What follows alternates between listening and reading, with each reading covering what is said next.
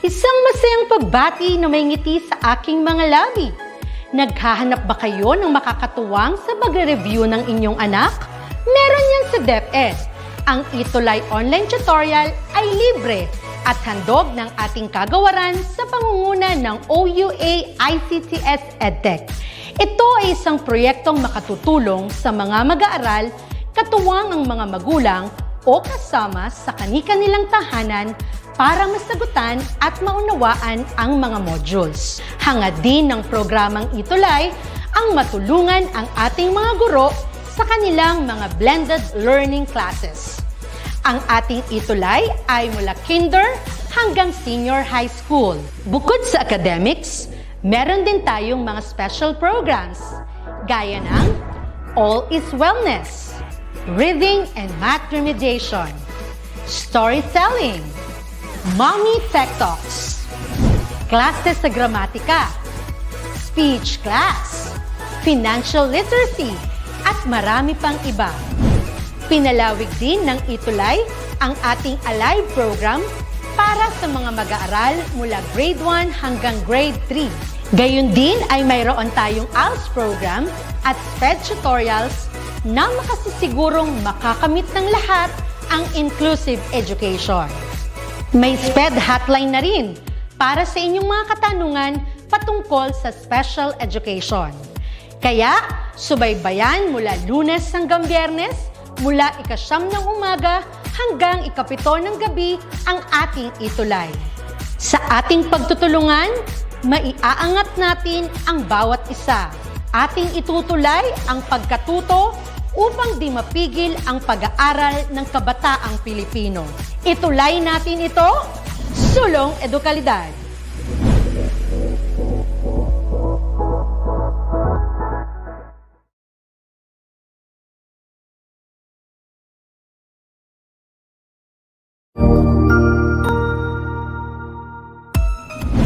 Mabuhay!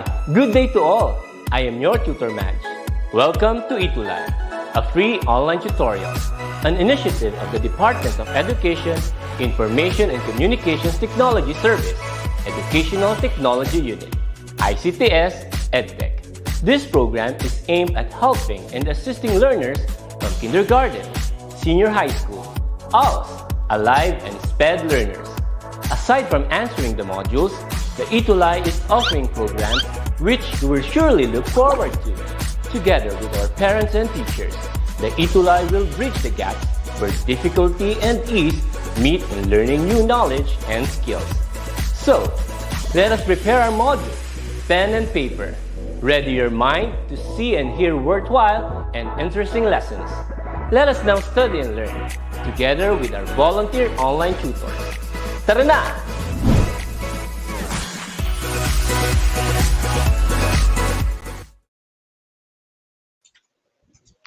Hi there, learners! I hope that you're all doing well today, and I am Tutor Judy. I will be your Illustrator tutor for this day. And today, let us embark on our journey of becoming an illustrator. So, kumusta naman tayo, no? Kumusta ang ating mga online viewers, ang ating mga estudyante, mga kaguruan? Kumusta ang inyong kalusugan? Ayan. Oh, good afternoon, Enrique Dalupan. Ito si Enrico, may mga kasama siya, ano? Si Manu Sanchez, Rod Stewart, Enrico Manuel, at lahat yan ay from Bahet Castillo High School, Virgen de las Flores High School at Mariano Ponce. Taga saan po tayo, mga from ano to, isang school marami siyang school, no? Sama-sama silang nanonood, no? Very good. And of course, watching from Masagitsit, Banalao National District, National High School ito, no? From Batangas. Good afternoon, Jude Michael, ano? Mara Karanay, good afternoon from Isaac Lopez, Mandaluyong. And of course, ayan, ang aking anak, nanonood din siya at interesado siyang matuto ngayon ng Illustrator. So, today, no, Bago tayo magsimula, lagi nating tandaan na tunay na kaysaya kung sa pagkatuto ay sama-sama. Ano mang aralin sa Illustration 10, siguradong kakayanin. Kaya tara na, kumuha na ng ballpen at papel at ang inyong gadget i-ready sa pagsagot sa ating mga katanungan and of course, for your notes, no? Maglista para hindi natin makalimutan. At tara na, simulan na natin ang pagkatuto sa illustration. For this week, we are going to study about the type tools and we are going to use Adobe Illustrator 2022. Ayan. Magandang hapon, Miss Vicky Umagno from Casarinlan High School. And of course, Miss Erlinda Lau, magandang hapon sa inyo. At Miss Noemi Espina from Junior High School Benigno Aquino. Ayan. Good afternoon po sa inyong lahat, no? Handa na natin ang mga sarili at for this week, at the end of our tutorial, we are expected to input text, symbols, and numbers using the type tool. And of course, explore the steps on how to input text in Adobe Illustrator. And let us value the importance of type tool in Adobe Illustrator. So, yung i-discuss natin ngayon, patikim lang yan kasi in reality, napakaraming kakayahan ng ating mga type tools. And we are going to touch some of them, okay? But before that, let's have a review. Ano ba yung diniscuss natin last week? So, ito yung tinakal natin last week. So, we discussed about the pen tool. Ano ba yung pen tool? And number one question. Sige, pwede tayong sumagot sa chat box, ano? Sige. You can use pen tool to create straight and curved lines. Kaya ba ng pen tool yun? Is it true or false? Sige nga, pwede nating i-type, no? Sabi nga dito, no? Create straight and curved lines. Pen tool ito, ha? Okay. The answer is true. Very good. So, ibig sabihin, natatandaan natin na gamit ng pen tool, ano? Number two, you can use curvature tool to create straight lines. Medyo ano yun, no? Curvature, straight lines. Kaya niya ba yon? Ayan, very good, no? Ang gagaling ng ating mga viewers kasi alam ko nanonood sila every time tayo may session. Hindi man live, nakakasunod sila in our session. Okay? Number two, is it true or false? You can use curvature tool to create straight lines. So, medyo conflict siya. Curvature. So, it is very good. Ayan, tamang ating mga manunood, no?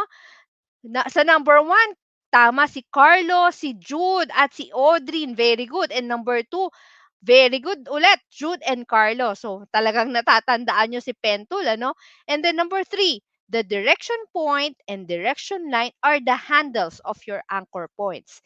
Is it true or false? Ayan, direction point. Ito yung makikita natin.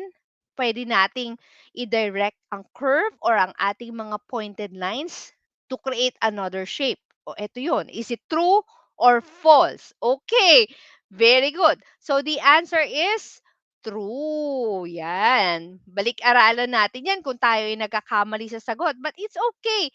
Ibig sabihin, gusto nating matuto, no? Kasi nakakasunod tayo. Number four, you can add and edit anchor points using a pen tool. Ayan. Sabi, magdadagdag tayo at mag-e-edit ng anchor points using a pen tool. Kaya ba niya yun? Sa palagay nyo, is it true or false? Natatandaan pa ba? Okay. Very good. It is true. Yan. Tama ang ating mga sagot, no? Congratulations sa nakakatama. And number five, you can add and edit anchor points using a curvature tool. Kanina, pen tool. Ngayon, curvature. Kaya niya ba? Is it true or false? Ang curvature at pencil tool ay para siya magkamag-anak, no? Magkasama siya sa isang parte ng ating toolbox. So, is it true or false? Very good. It is, ayan, true. Very good. So, congratulations sa ating mga manonood, no?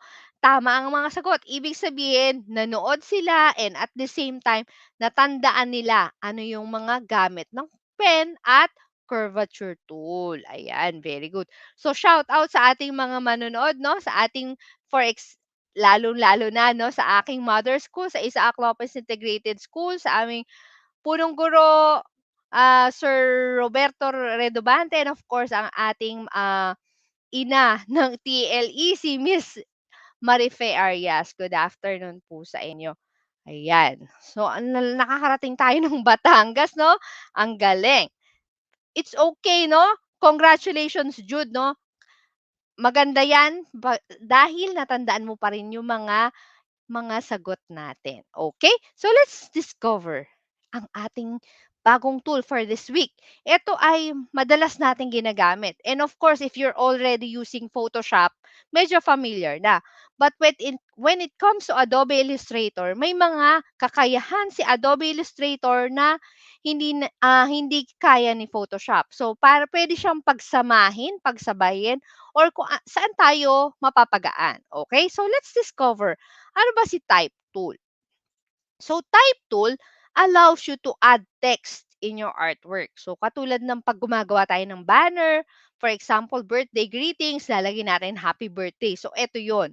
So, meron tayong dalawang klase ng pag-add ng text. It is through a point type or through an area type. So, subukan muna natin si adding text through a point type. Pag sinabi nating point type, punta tayo sa Adobe Illustrator natin, no? And let's click the type tool in the toolbox. If you right-click it, makikita pa natin yung iba pang type tool available. So let's have the basic one, the type tool. So there are two types on how to enter text. You just click. And of course, kung ano ang iyong previous na template or text na available, for example, ito, Myriad Pro. And of course, andito tayo sa panel with the properties wherein you can change the type of font or yung tinatawag natin na font face. And of course, it is also here sa ating control panel para mas malaki. So for example, I would like to change the font of this text. So pwede natin siyang palitan here. Okay? So as you can see, maliit. Pwede nating lakihan. Yan. And ano pa yung pwede natin gawin when it comes to a point type text? So, if you use ang ating powerful selection tool, which is this black arrow on the left, if you click this, magkakaroon siya ng bounding box. Tandaan na, ito ang entry ng text through point. Okay? You click and drag. So, as you can see, if you click and drag, it follows. Yung size ng box mo, sinusundan ng iyong text. Okay? So, yan yung ating point type. Now, let's enter text having the area type. Ano ba yung sinasabi nating area type? This is a type of text wherein magka-click and drag ka and you define the size of your text area. Okay? Kanina, point lang. Ibig sabihin kung saan ka pumindot, doon may enter ang text. This time, let's have the area. So, I will click and drag. So, as you can see, kanina, ang naipasok lang niya sa area mo ay sa point mo ay lorem ipsum. Lorem ipsum is the default text, no? Na pwede mong ilagay o default text yan ni Adobe Illustrator as you enter text box, okay? So, katulad niyan. So, nagkaroon siya ng mas maraming text. Meaning, as big o kung mas malaki ang text area mo, mas maraming text ang mailalagay. And of course, if you make the text smaller, mas dadami pa. Okay? So there. Yun yung difference ha.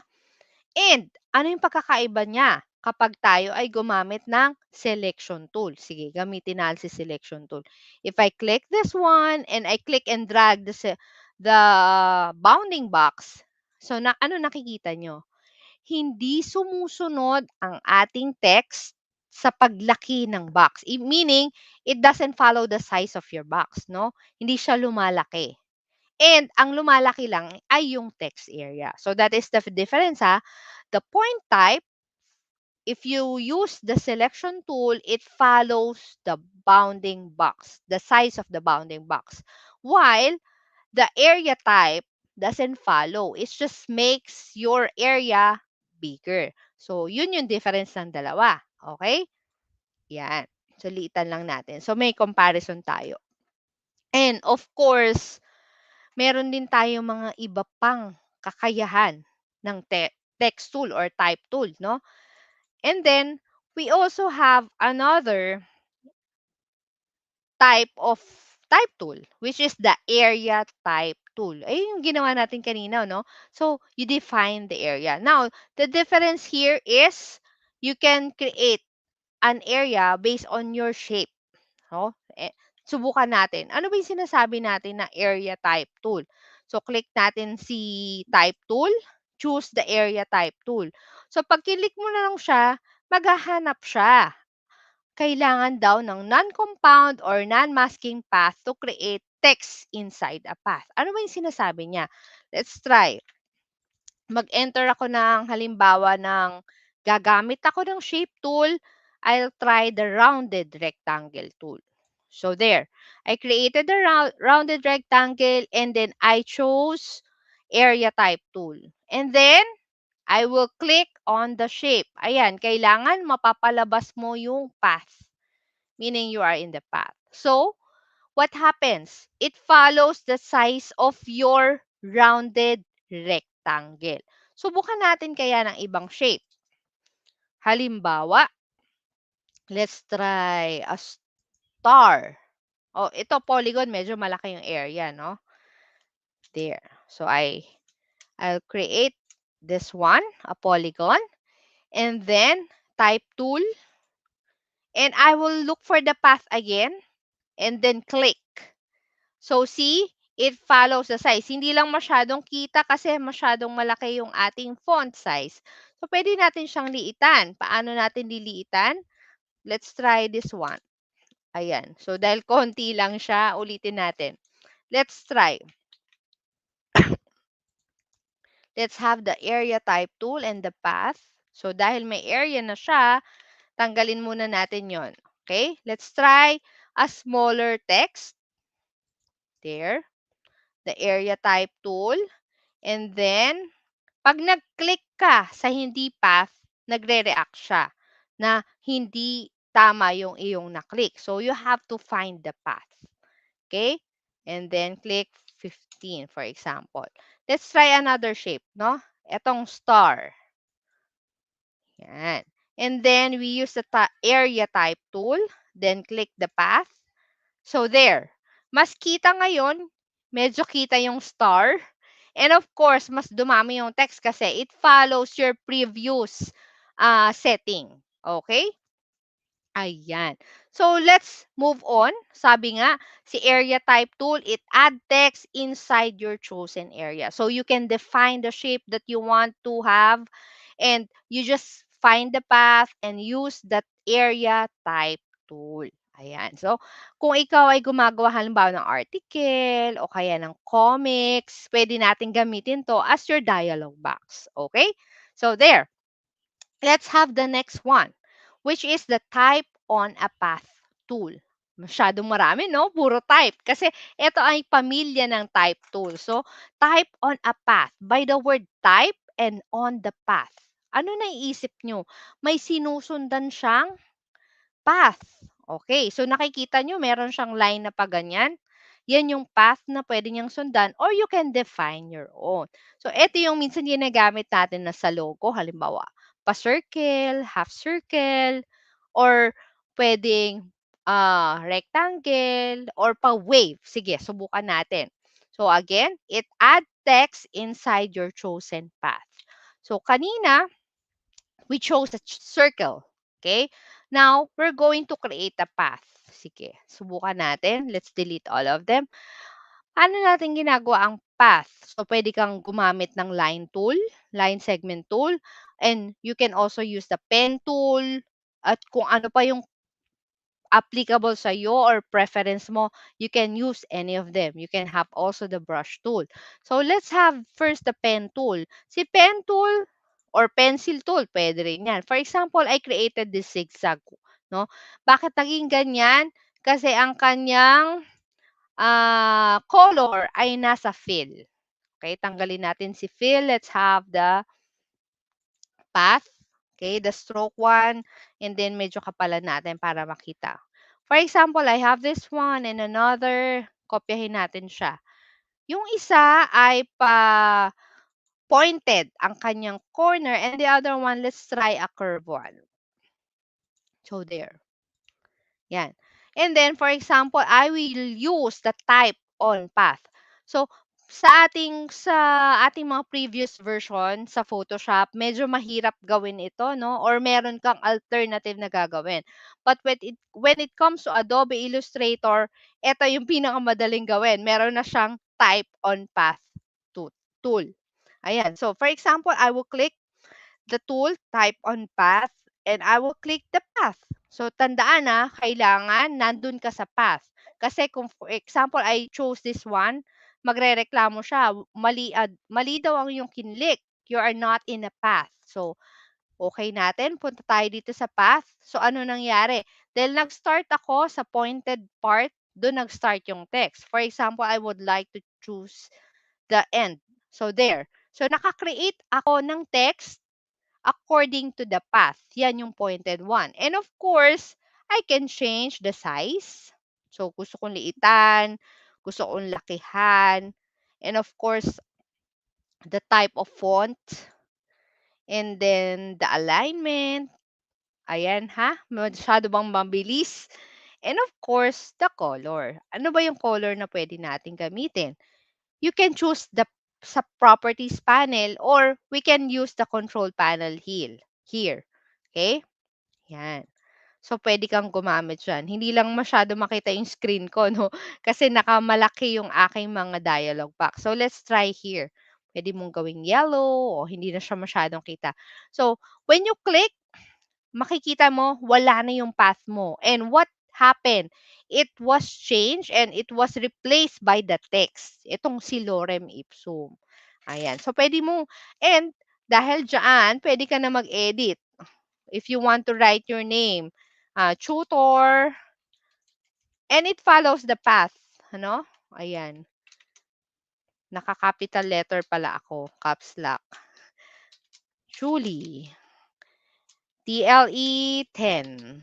Ayan. So, and so on. Pwede ka nang mag-copy-paste. Ayan, para dumami. And then, there you go. And, let's try this curved path. Gamit ko pa rin si type on a path. There. So, dahil dito ako nag-click sa kanyang curve, doon nag-start si text. And I will do it again on the other side, other end. Punta tayo dyan. And there, doon nag-start ang ating text. And as the same sa ginawa natin kanina, we can change the color, we can change the font, we can change the size. So, ito yung mga pwede natin gawin when you use a type on a path tool. Saan ba natin ito ginagamit? Itong mga to. Pwede natin gamitin sa logo, pwede natin gamitin sa presentation, and so on. Ayan. So, there. After the type on a path tool, meron pa tayo. Marami pa to. No? Actually, pahapyaw lang to. So, we have the vertical type tool. Kanina, we used the type tool having a horizontal entry of text. Ano yung horizontal? Tuloy-tuloy ka lang nag-a-apply ng text horizontally. While this one is vertical. There. Ganon. Paano yun? Subukan natin. Balik tayo kay Adobe Illustrator. Delete muna natin siya. And then I will choose vertical type tool. And ganun din. You click, it's the point type. If you click and drag, it's the area type. So, yun yung difference ha. Kanina, I just click. It gives us lorem ipsum. On the other one, I click and drag. It gives us an area of text or several texts galing kay lorem ipsum. Ayan.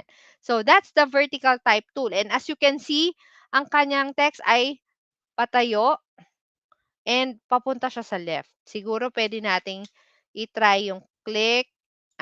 Punta tayo dito. Click and drag. Ayan. So, talagang doon siya sa right. Okay? Lorem ipsum. Or you can edit. Why? Bakit siya nasa right? Tingnan natin yung ating alignment. Ayan. And of course, the paragraph, ayan siya. You can have the align bottom, the justify. Yan natin siya pwedeng asikasuhin. Okay. There you go. Ano daw yung area type?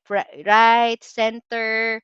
Yan. Yan yung area type niya. So, kung nagsimula, if it is in the center, area type tayo, left tayo, dun siya magsisimula. Okay? So, there you go. Ayan yung mga pwede nating tuklasin. Kasi, ang ating session ay 40 minutes lang and Adobe Illustrator has lots of things to offer sa atin. Kaya tayo ay huwag titigil sa pagtuklas kasi marami pang nakatagong capability si Adobe Illustrator. Ayan. Good afternoon po, Sir Bernie, ang ating representative no sa ating Isaac Lopez Integrated School. Good afternoon po. Salamat sa panonood. At of course, ang aking mga estudyante, si Kent at si Ma'am Maricel. Good afternoon. Ayan, nandyan pa si Jude. Thank you, Jude, ha? Huwag ka magsasawang manood at sigurado, marami ka pang matututunan. So there, after the vertical type tool, nasabi niya, you can add text vertically. Meron pa, hindi dyan tumitigil, no? Kung kanina, meron tayong area type tool wherein you enter text horizontally. Meron din siyang katumbas na vertical naman. Now, sabi niya, you can add text vertically in an area. So, you can define the shape. For example, I have a shape here. Ayan, delete muna natin siya ulit. I have a shape of a star. Lipat natin siya sa gitna. Medyo lakihan natin, no? So, siguro baguhin natin yung color. Now, does it affect naman your text? Now, next. So, I will use the vertical area type and then I will click on the path. So, kung saan ako nag-click, doon nagsisimula ang text. Okay? So, yan. Siya ay na naman, right. So, punta tayo sa left. There. So, yan. So, there. Na-align that siya. And of course, it follows the shape of your star. So, pwede mo rin siya i-edit katulad ng ginawa natin kanina. Okay? Ano pa ba ang pwede natin gawin? Marami pa, hindi pa diyan tumitigil ang lahat. Okay? If you have questions, you can type it in the chat box and then kung hindi ko man masagot sa ating live session ngayon, babalikan ko kayo mamaya after the session. Okay? So there. Next one. Kanina din, we have the type tool on a path. Now, we also have the vertical type on a path. So, ayun na, kung merong horizontal, meron tayong katumbas na vertical. So, katulad niya, no, ang T niya ay nakasunod sa iyong path. Yung kanina, ano ba yung itsura niya? Ayan, naka-horizontal align siya sa path na ginawa mo. Okay? So, let's go back. Balikan natin to, vertical type on a path tool. Ano ba yung ginagawa ng vertical type na yan? It allows you to add vertical text in a path. So, kanina, nag-create tayo ng wave. So, gawa lang tayo ng isang zigzag. Okay? There. So, kahit hindi mo i-change yan, and then you use the vertical type on a path, punta tayo sa dulo, ano nangyari? It creates, no? Kaya lang, anong difference niya? Let's try another path. And ang gamitin naman natin ay yung kanina ang ginawa natin, si type tool on a path. Let's try. Ayan. Nakita yung difference? Okay. So, this is the horizontal type on a path. While the other one, ito, ito ang ating ayan ang ito si vertical, ito si horizontal. So, that's the difference, no? Okay. So, napansin na? Nakita na ang pagkakaiba ng horizontal at vertical? Yan. And at the same time, it follows your path. Ang difference lang is how your text goes. Is it vertical or horizontal? So, that's the difference, no? Next. Yes, Jude, vertical and horizontal. And ano ba yung sinasabi natin na touch type tool? Ano ba yung touch type na sinasabi? It allows you to manipulate individual characters in a word. Medyo challenging yun You have a word and you're allowed to manipulate individual characters. Ano yung sinasabi niya na ganon? So, for example, touch type. It will not pursue. Bakit? Wala ka namang pang-text. Ayan. So, kailangan mag-type muna tayo ng text. Punta tayo sa type tool. Siguro, lang tayo. Type tool. And then, let's make it bigger na lang. Ang size niya ay 30, 50. Sige. Try natin si Lorem Ipsum. Ayan. Lakihan natin. And then, let's change the font. Para medyo yan, medyo makapal siya. Kitang-kita natin. There. Ano yung ginagawa ni touch type? Punta ako sa tools and I will choose touch type or shift T. Ah, sabi, click on a character to manipulate. For example, I will click this one. There. I was able to move one character. And, of course, kung kaya ko siya i-move, ano nga yung pwede kong gawin? I can change the color. And, for example, I can also change the font face. So, individually, you can manipulate your characters. Okay? And, katulad niyan, pwede rin tayong gumamit ng ating pang ibang tool katulad ng ating direct selection. Pero mamaya ko ipapakita si direct selection no sa text wrapping. Okay? So there, I was able to use the touch type tool and manipulate. Ito ay pwede natin gawin. For example, we have a logo and itong si letter L, pwede nating mas malaki. For example, gusto mo mas malaki siya. And then, you can transform. Siguro ano ba? Rotate. Try natin, rotate. Ayan. By this time, kasama yung buo. Why? Because it is treated as a group pa din. Okay? So, ang kakayahan lang ni touch type tool ay to edit each character. Manipulate the text, the color, the size, and so on. Okay? But when it comes to transform, ano pa rin siya, treated as a group. Then, later, I will teach you how to ungroup this text. Okay? So, there. Napakadami na natin ng pwedeng gawin sa ating type tools. Marami tayong tools na discuss. And the capability of these tools doesn't stop there. Marami pang pwedeng tuklasin, no?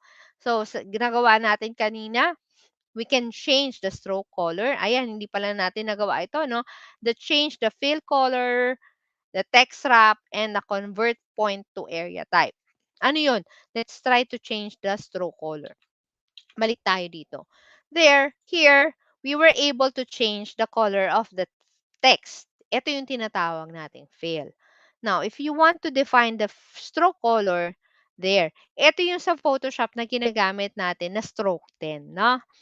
And you add it in the properties. But by this time, sa Adobe Illustrator, nandito na siya sa control panel. So, and of course, you can manipulate also the thickness and of course the type of the stroke. So, yan. So, nag-apply ba? Hindi siya nagbabago, no? So, it doesn't apply with the stroke type. So, yan. But we can do that in other ways. Okay? Mamaya. And then, the text wrap. Ano ba yung pinagsasabi natin na text wrap? Diba, when we enter a text, pag sinabi nating wrap, it goes to the next line. Ano ba yung sinasabi natin na ganon? Katulad ng ginawa natin kanina, for example, you enter a text that is area, it is wrap. automatic pumupunta siya sa next line. And you can align left, align right, center, and right. There. And of course, you can adjust the leading. Ano ba yung sinasabi nating leading? O ano nangyari? Yung spaces. Kasi minsan ang ating mga font ay crowded. Crowded siya vertically or gusto mong paghiwalayin siya. Ayan, katulad yan, kanina 60. This is the original one. You can change it, halimbawa 40. Ayan, medyo nag-compress naman siya. So, that's the leading part. And we also have this one. Ano yung tinatawag natin na automatic? Let's try this one. Kaya lang it's either zero or depende ito sa ating mga font, no? Optical, ayan. So, nag-a-adjust siya sa spaces pa rin and metrics. So, it depends on the size, no? Gawin natin siyang auto. And of course, we have the bold, the ultra black, ayan. So, marami pa, no? Marami pa tayong tutuklasin. So, that's the text wrapping. And then, ayan, meron siyang justify, meron siyang right align, and so on. Ang maganda, sabi ko nga sa inyo, huwag kayong hihinto no, ng pagtuklas. Ayan. Konti na lang ang time natin. Bibilisan na ni Tutor Julie, no? And of course, convert point to area type. Ano yung sinasabi natin na convert point to area type? Ayan, punta tayo dito sa ating type tool. Sabi niya kanina, you can have the point tool, which is this one. And then we can have the area type tool. Ayan. So you can enter text in two cases, no, area type and two point type. Okay? There. Next one, we can import files. Ito yung maganda eh. For example, you want to enter a lyrics of a song. Ayan. Paano na tayo maglalagay ng text? File, go tayo sa file, and then punta tayo sa place. File, place. And this doesn't apply on the text itself. You can also apply pictures and so on. So let's try. Let's place the tagumpay tayo. Ito yung station ID ng Christmas ng ETUlay. So, pag sinabi nating tagumpay tayo, talagang nagtagumpay tayo ng Pasko sapagkat ang ating ETUlay last week lang, no? Nag-anniversary na tayo. So, 1 year na si ETUlay. Happy anniversary sa ating lahat. And then, so pwede kang mamili kung ang iyong file ba may table of contents and so on. So, ilagay lang natin lahat because this is just a simple file. And then, ano yung nangyari? Ayan, na-click ko lang siya. Sorry, hindi ko na-adjust. So, place natin siya ulit. Okay, then click and drag. Ayan, nakikita nyo, you click and drag. Kasi kung gaano kaliit yung click mo, yun lang yung liit ng area na pagpapasukan ng text. So, there.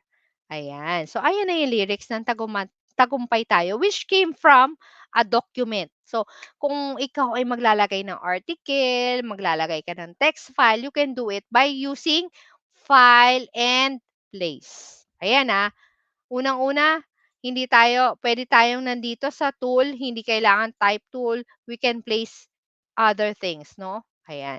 Kasi 'pag hindi ka naka-type tool, ang ibibigay niya sa'yo all formats, halo-halo na 'yan. From images, ayan meron pa siyang pang AutoCAD, PDF, and so on. So, puwede niyan gamitin using the file and then place. Ayan. Next one, change the paragraph formatting. Nagawa natin yan kanina, the align text, and so on. Inserting glyphs. Ano na yung inserting glyphs na tinatawag? Parang ngayon ko lang narinig tong glyphs, no? And ano ba yung glyphs? Ito yung mga symbols na ginagamit natin minsan sa Word and so forth sa ating mga document type. Paano yun? Punta tayo sa window and then type.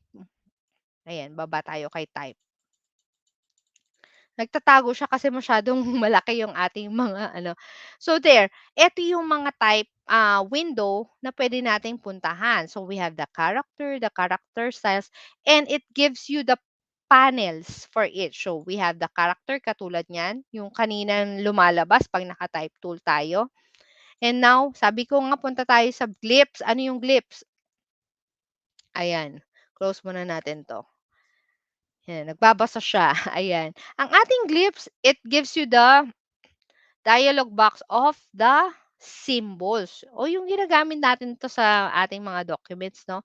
Ano ba yung mga pwede mo? We have the at, yung mga hindi natin basta na-enter, no? For example, I have here dollar sign. Pwede mo yang insert. Ayan. Meron dito yung, and of course, you can choose the font, no? Ano ba yung mga available? So, kung meron ka mga symbols, ayan, denominators. Ano ba yung denominators? Nagiging fraction type siya, numerators, ayan. So, nakita yung difference. So, you can discover them, no? Standard, ayan, mga ano siya, mga term, no? Terminologies, scientific, and so on. Hindi na ako familiar sa iba, no? Kasi ano, no? Pang ibang subject, math, science, and so on. Ayan. So, meron pang iba. And of course, the font. For example, gusto mong i-enter mo ay naka-font na siya, naka-font face na gusto mo. Ayan. You can also that. You can also do that. So, there. Ayan. And of course, ano naman yung tinatawag natin na warp? Yan. Okay. Ano yung tinatawag natin na warp? Kanina, gumamit tayo ng wrap. Ngayon naman, warp. Ano yung difference ng warp? Pag sinabi nating warp, ito yung nag-adjust siya sa shape. For example, I created a text ako. Ayan. For example, bibilisan ko na lang ha. And this one, I have here a circle. And then, I go to warp text, selection tool, punta ako dito, and then right click. Let's have the warp. Ayan. Nagmadali na si teacher, no? Transform, you can move, you can arrange, and so on. And punta tayo sa, ayan, edit, object, and then text warp, and then make. Ayan. Okay. Ano nangyari? So, nag-adjust siya dun sa circle na nilagay mo. Okay? So, there you go. Ano pa yung pwede sana natin? It's the reshape text. Reshape text, you can edit the text itself. Paano yon? Ito yung sinasabi ko kanina, no? Masyado na lang kulang ang time natin. Convert to editable, you just ungroup. Okay? So, right-click. Asan si ungroup? Yan. Nagmadali na si teacher. Ito ay naka-group or kasi kasama si circle. You can ungroup and so on. Let's have another. Mabilisan lang.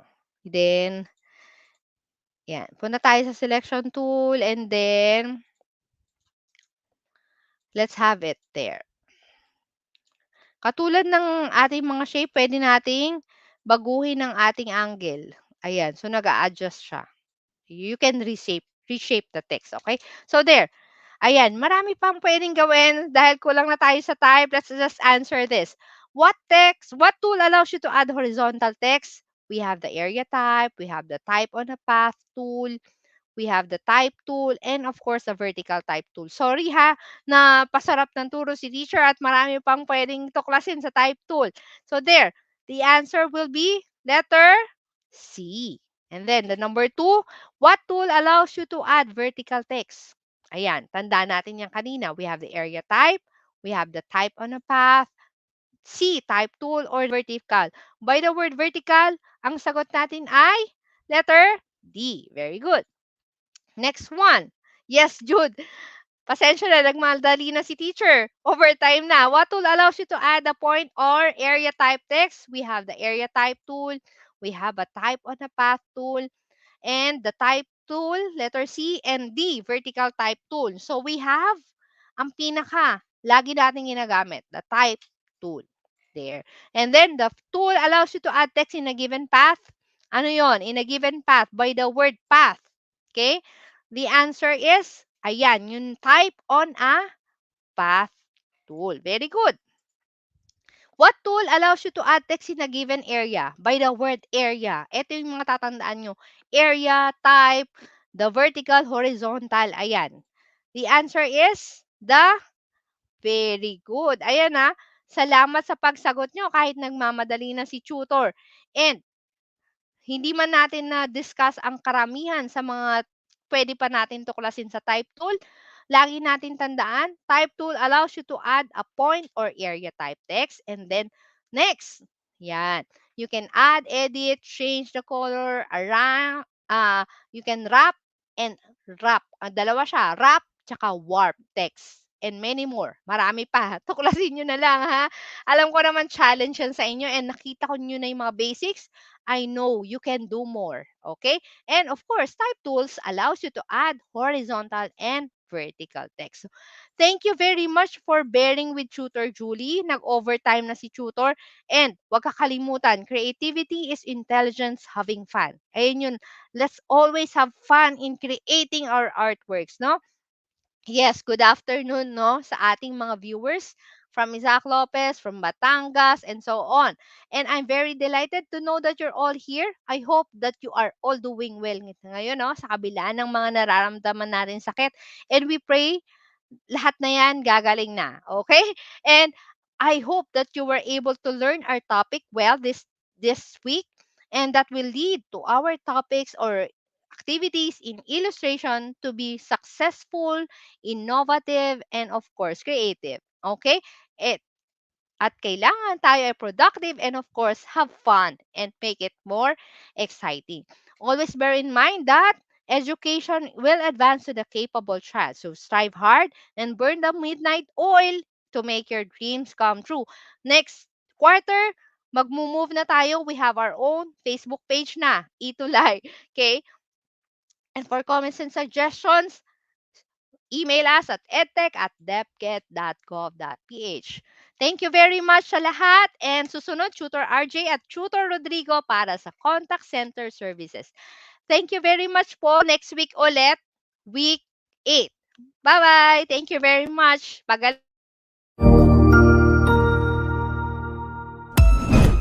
Ang husay naman! Natapos mo ang iyong tutorial session kasama ang iyong mahusay na ETUlay tutor. May bago ka bang natutuhan? I-share na yan gamit ang hashtag #ETUlayLevelUp.